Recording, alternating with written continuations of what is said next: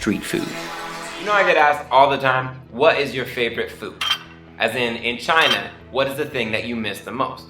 Now, it's a complicated question because we can get a lot of things in Xian, or at least knockoff imitations of things. As I've already mentioned this season, I love bagels. Bagels are probably what I miss the most, but until recently, I would have said sushi.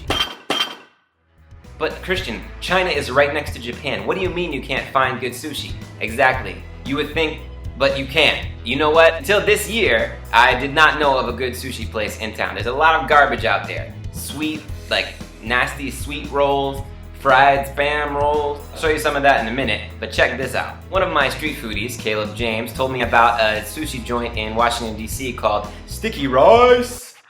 How awesome is that? It's called one of the things that I say. I flew through DC last time I was in the States and I had to check this place out. I think it's more of a late night place. When I was there, it was pretty dead. They have a nice patio. I sat outside and ate a few rolls. I had spicy tuna.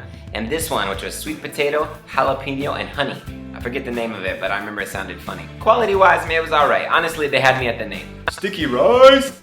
I write for this expat magazine here in Xian, and they recommended a Japanese restaurant called Inimitable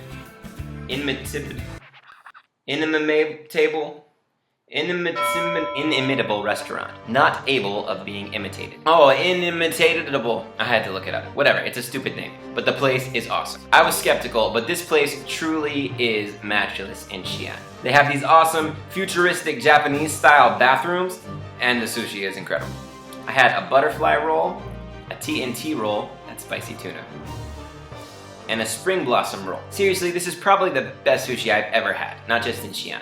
You can find Inimitable restaurant in the Gaoxin district of Xian, and I highly, highly recommend. Let me show you a less authentic but more local idea of sushi. At our school gate, there's a cart that sells sushi. You can get it with spam twigs or imitation crab, but it sits out in the street dust all day.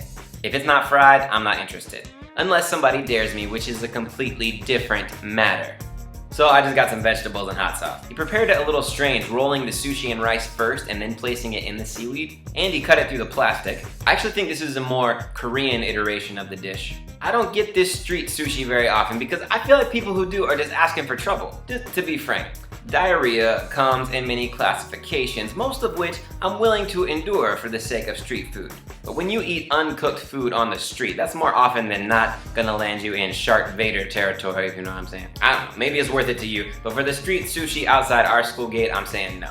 Probably not worth it. My question for you this week is, what would be worth it to you? Is there a food that you will eat knowing that it's gonna mess you up later? Leave your answer in the comments below and let me know your thoughts on sushi. More snacks next week. Until then, eat it on the street. Watch out for the parasites. You know what I'm saying? Street food.